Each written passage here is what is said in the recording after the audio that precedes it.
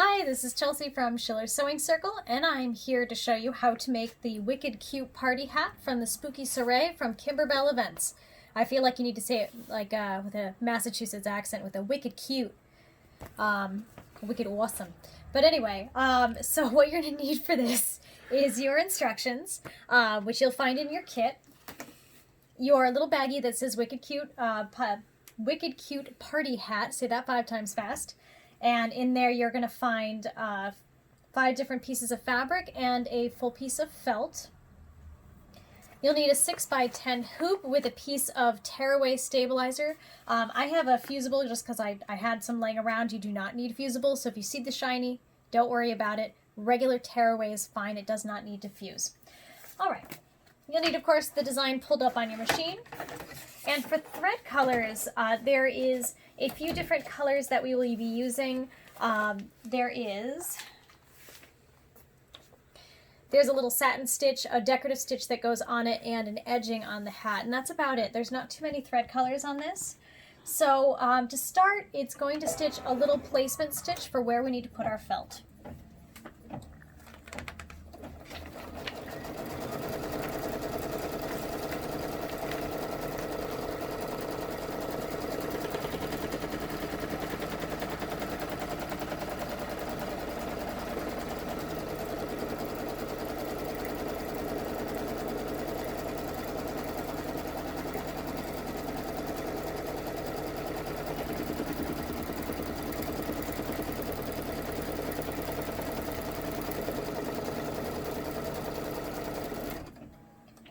Alright, so when you place this fleece, doesn't matter which side goes up or down, it's exactly the same. Or felt, I should say. And you just want to make sure that it completely covers that placement stitch. Now you could use a bright colored thread like a white. I have purple and I'm just going to leave that because I can see that off of black. But if you have any trouble seeing, I would use a white or very light colored thread because you will have to use this to trim. This is going to stitch your placement stitches for the brim, the headband piece, and also show the tab that you're going to be gluing, which we will be doing in a future video. We will be assembling the witch hat in another video. So I just stitched out our headband piece. And next is the brim.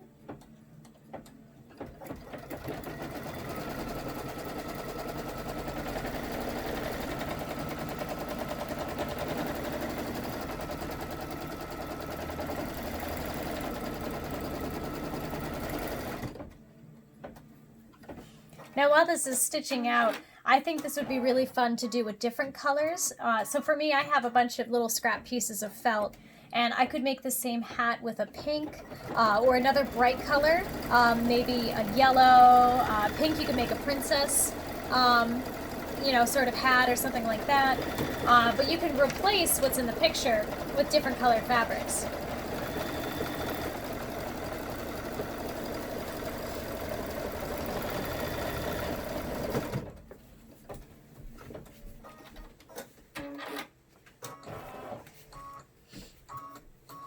There we go. So this is the hat stitched out, and you'll see that there's lots of, this is Halloween-y, of course, but if you take it and did pinks, you could even leave off the brim if you wanted, or cut it just the same size as the base here, and have it be a princess hat instead, and do a different colored flowers. So you could do a lot with this. It's very cute. So we're still in placement stitches. It's going to stitch the first fabric piece, so I'm just going to put my foot down again, leaving the same color. And it doesn't matter which fabric you put down. In the instructions it shows the polka dot first. It does not matter. You can do it in whatever order you'd like. These are all cut out to be exactly the same size.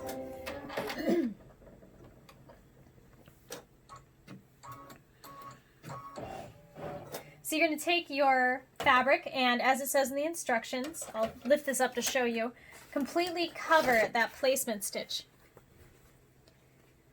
So you can see where that placement stitch is. You want to completely cover that stitch.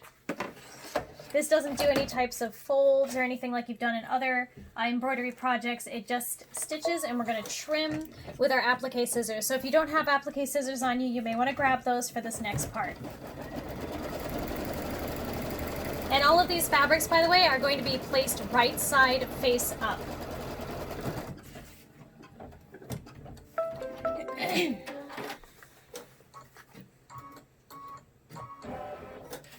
All right, so I'm going to take this out for a moment and take our applique scissors and just trim right up to the stitches as best as we can.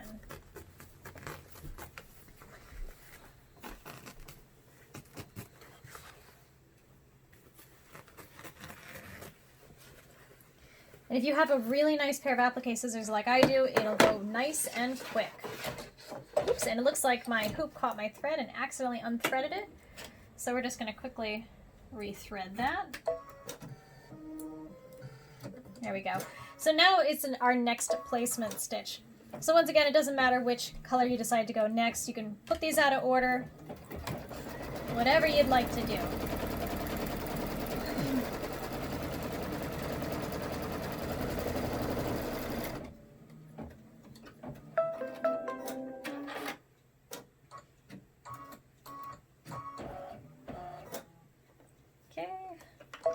Put that down again, facing right side face up and covering that placement stitch. Pretty much we're going to keep repeating this. It's going to do a placement stitch.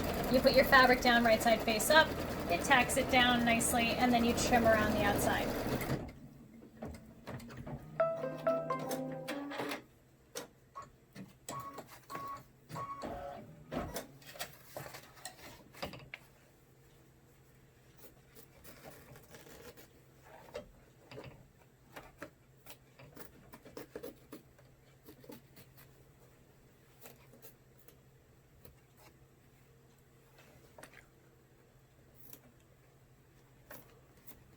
Okay, there we go.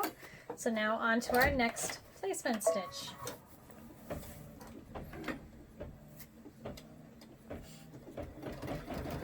Now while this is stitching, you could always think about what you want to do for your thread colors.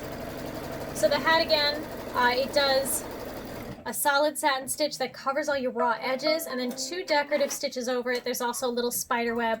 I actually did metallic and glow in the dark on this one. You can do whatever you would like. Have fun with it. You can do contrasting colors or colors that match, metallics, glow in the darks, variegateds. So, you know, have fun with it. Do some really, really fun decorative stitching.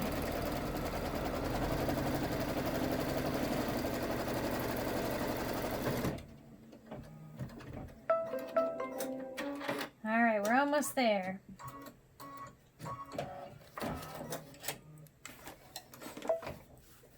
Oops.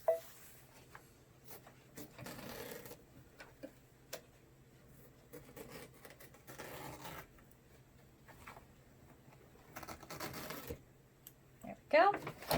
Put that back in. Do the placement stitch for our second to last piece. Of course, I'm still trying to figure out what colors I want to do for my hat. I'm thinking leave it the purple for my satin stitch. It's kind of a hard decision. And the stripes too, if you have patterns, you can do them in different directions. Like I did my swirl stripes horizontally. I'm going to do these kind of little crazy, kind of add some fun directional print.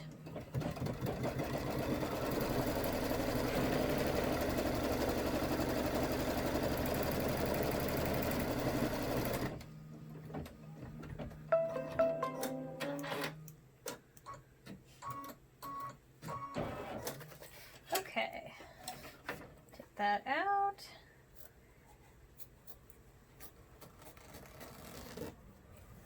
Sometimes if you have very good sharp scissors, you can just run them right along the edge and just cut it that way. All right, this is our last placement stitch.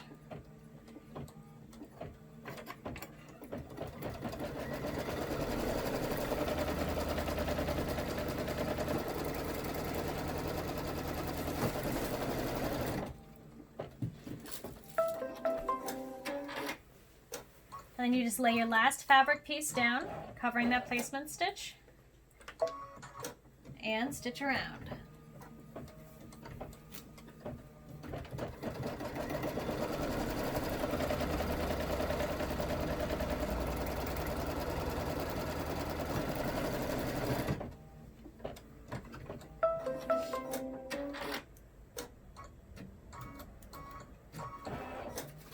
Okay, so I'm going to trim this, and then our next part is our satin stitch, which is that heavier stitch that's going to seal all of our raw edges. It is a little bit of a lengthy one. It takes about 8 minutes if you have your machine on full speed. So I would recommend, if you are thirsty at this point, want to get up and get yourself a glass of water, use it as a good old bathroom break, it's a good time to do it. There we go.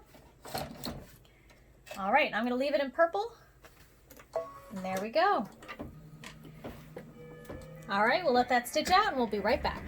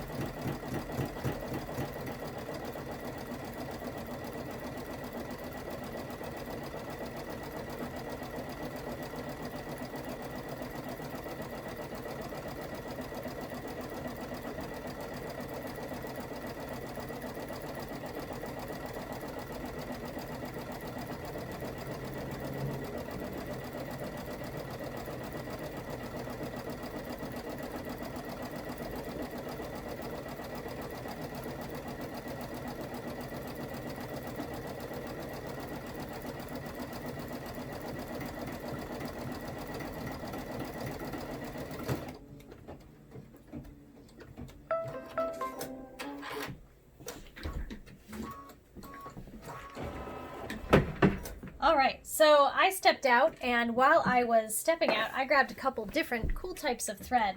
One of which is a glow-in-the-dark thread, and you can find these from many different companies. Robinson & Anton has one. This is from Wonderfill. I really do like the Wonderfill thread. It glows really nicely. So I'd show you, but I'd have to turn off all the lights, and I'm scared of the dark, so I won't show you. But I promise you, it's a really cool thread. And the fun thing with glow-in-the-dark stuff, which I didn't realize, is that if you heat them up, they do glow. So glow-in-the-dark vinyl, if I'm ironing it onto a shirt, it glows, and it always scares me when I do that. Same thing for thread, although you usually do not want to put an iron on threads like this because they can be made a little bit differently than normal threads. So this is a regular spool, so I'm going to put it on my horizontal spool stand and pull this right through. And then for the second layer of decorative threads, I found a variegated thread that kind of looks like candy corn. I know that Floriani has a really nice one. This is Madeira. So variegateds are really fun to play with as well. So we're going to use that next. So let's just get this threaded. And we'll go ahead and hit start. Now, one thing with glow-in-the-dark threads, I find that because they're a little heavier, you may need to use a heavier needle sometimes. And we'll keep an eye on it, but if it does break, you can always slow down your machine. It's more resilient than metallic, but still a little bit different in nature. There is even reflective thread that they make. I know that Wonderfill has a reflective thread. I forget the name of it, but it's really cool. So there's many different types of threads out there that you can use. Actually, another cool type of thread is solar activated or UV thread.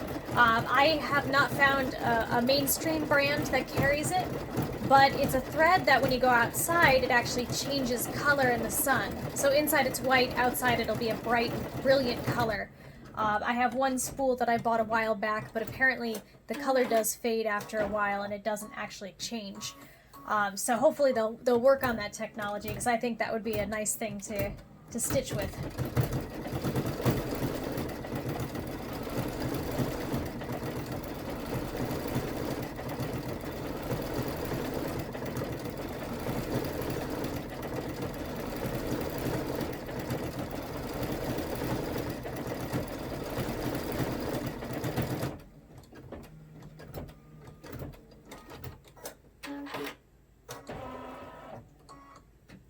Now, one thing about the glow-in-the-dark thread is after you do trim threads, remember to throw them in the trash, and remember that there's glow-in-the-dark thread in there.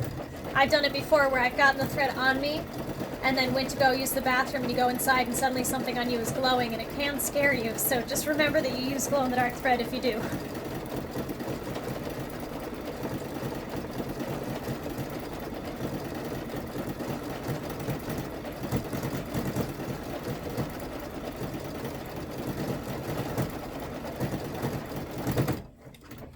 Alright, that looks like the last of that.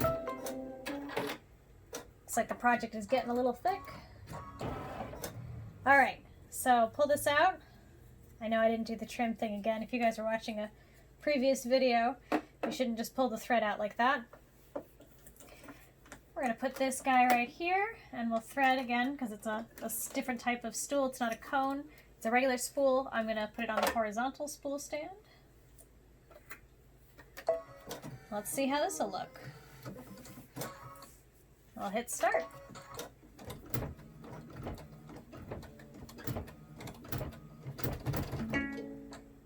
Oh, and of course, I run out of bobbin. So if you are new to the Luminaire or would like to know how the bobbin system works, might as well show you since we're here. So for here, it actually does a reinforcement stitch. And to activate that, all you have to do is hit this little button on the bottom of your screen that looks like your arm. And just hit OK. And it's going to reinforce. And I'm going to grab a bobbin. Now, I typically use pre-wound bobbins. I am a big fan of the Wonderfill Deco Bob bobbins, class 15s. And the nice thing about them is I don't have to use an adapter or anything odd for this machine. Yeah, there's only a little bit left. There we go. Actually, I probably should use a black bobbin. I'm going to grab a different color real quick.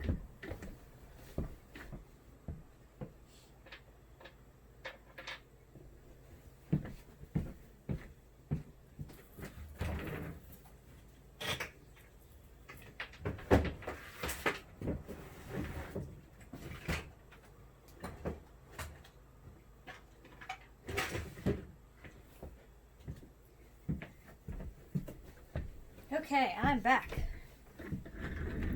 Now, because this is not necessarily, I guess you really can't see it, but you know, you can see the bobbin color in some places on this, so I usually like to have a matching thread color if there's a chance the thread can be seen. So in this case, there is a small chance. All right, so I'm gonna put this back in, load up my hoop again, and then when I'm done, all I have to do is hit OK. It's gonna move it back to the previous position, and I can just hit start, and it'll start sewing, no problem.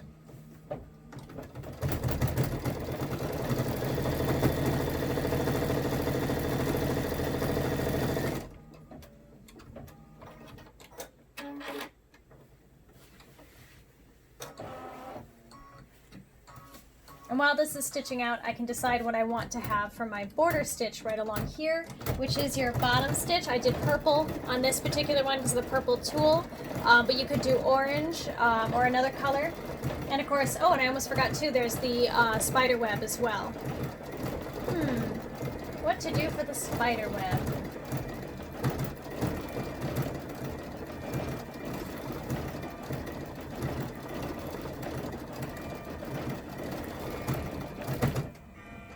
I think I may use the glow-in-the-dark again for the spiderweb.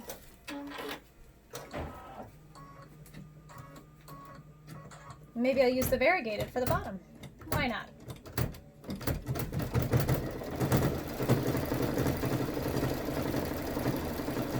Now I have a larger needle in, which is why you see that thunking and kind of almost bouncing a little bit. I usually leave a larger needle in if I know I'm going to be using glow-in-the-dark thread. But if you see that and you don't want that to happen, make sure you have a 7511 needle in there. I think I have a 9014 embroidery at the moment, which is why it's a little clunkier.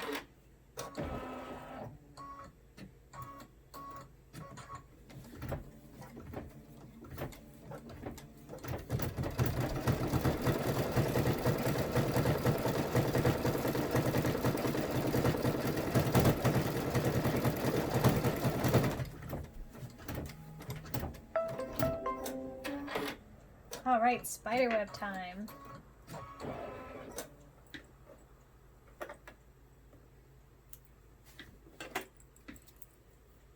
Now, in case you guys were curious of what the different thread colors look like, that is with the variegated and the glow-in-the-dark thread. So it looks pretty cool, actually. All right, let me put this back in. And you know what, I'm going to be a little bit adventurous, and I'm actually going to use this glow-in-the-dark green thread I have up here. This is RA brand, or Robinson & Anton. You guys may have figured out by now that I just really love glow-in-the-dark thread. I think it's very exciting. Oh, we got a little knot there. Just going to trim that. There we go. All right, so let's hit start. This will take 2 minutes to stitch out.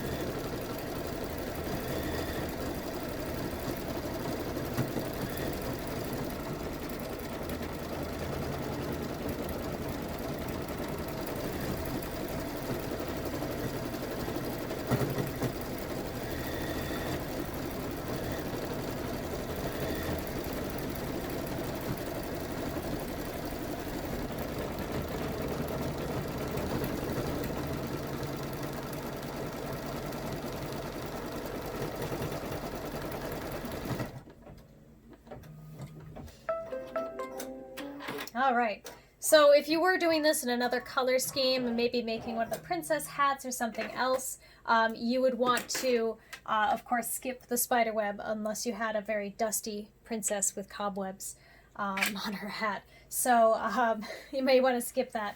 But the glow-in-the-dark looks really nice. And I decided I'm going to do solid orange for the last border stitch, which is our bottom border of the witch hat. There we go.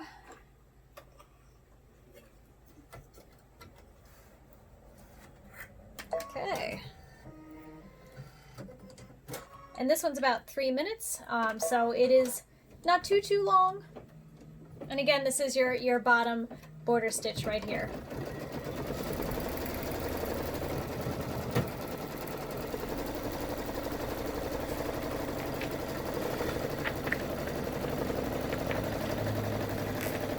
And just a side note, if you've never used any of the Kimberbell designs before with the instructions, you'll notice that there's regular step numbers, like this one says step 15, and then there's a machine picture that says step 8. So this is step 15 in the project, but step 8 is the actual stitch number you're going to be going through. So if you have a machine that says stitch number 1, stitch number 2, that's machine stitch number 8. So right now, we are on step number 17 for the machine and step number 29 for the instructions.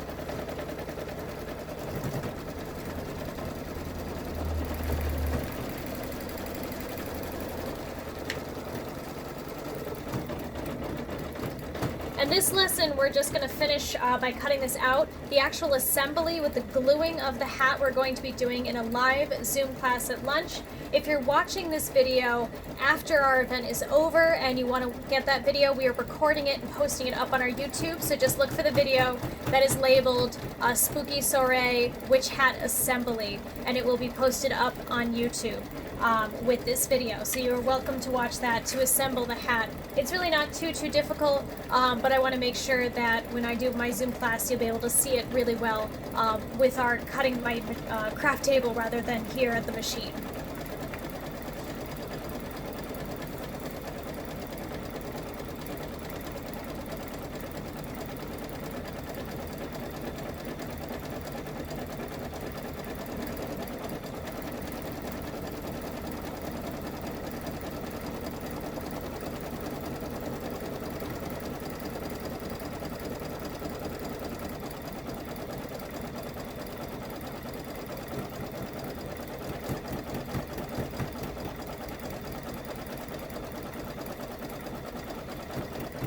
We're almost there. We have less than 500 stitches to go.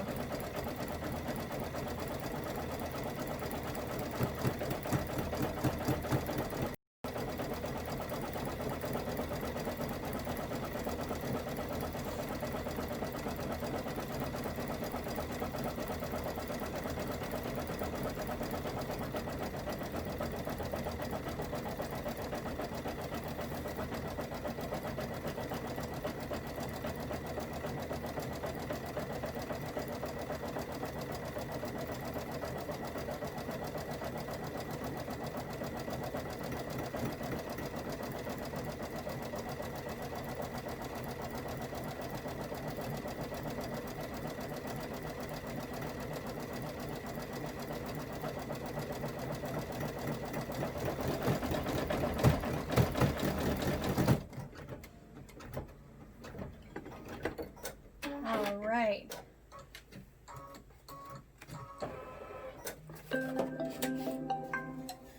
Okay, so our stitching is all done. So the last step that I'm going to have you guys do in this video before our assembly is, of course, the unhooping of our hat. And what we need to do is cut out everything. Now we are dealing with a felt, so it's not going to fall apart. So you don't need to cut right on the lines. We're going to cut just beyond it. Let's see if the instructions show a nice picture of that so I can show you guys. It shows about 1/8 of an inch in the picture here. So you kind of want to do something like that, just beyond the stitches, just a bit. You don't want to cut on the stitches because you can accidentally cut them. And you want to cut around this little tab, and I'll show you that little tab in just a moment.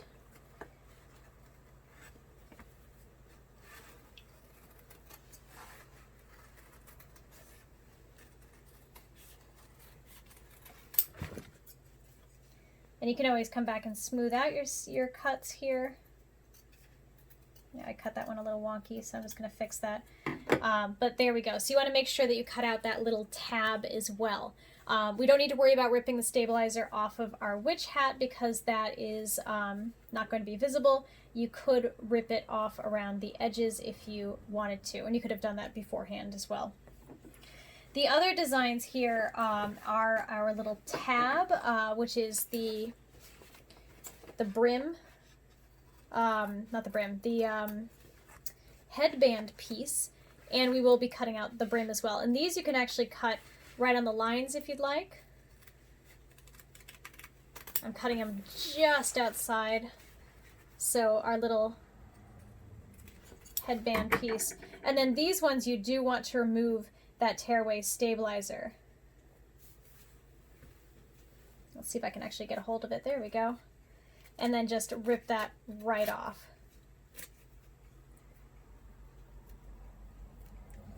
And it looks like I have some stitches too I can always remove. So just remove that. If you have little stitches that you maybe missed cutting, you could just trim them. This is going to be glued to the hat anyway, so you're not really going to be able to see it.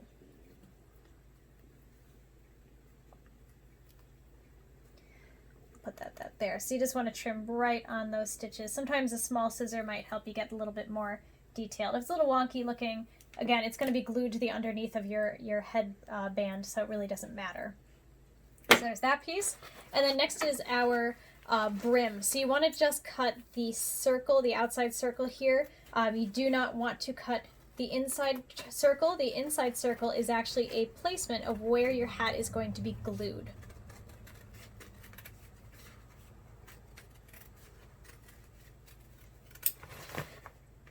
And then once again, tear away all this lovely tearaway stabilizer.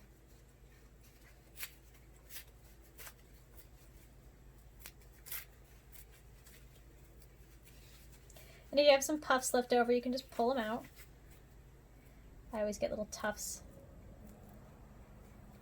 This is a softer stabilizer that I'm using. Anyway, I'm just trying to use it up. There we go. And then when I go to glue this together, which we'll show you in that next video on our Zoom Live, that will be glued like that with our tool, and then this will connect it to the headband. So that is going to be our next video, but I hope you guys enjoyed putting together our Spooky Soiree witch hat. Have a great night.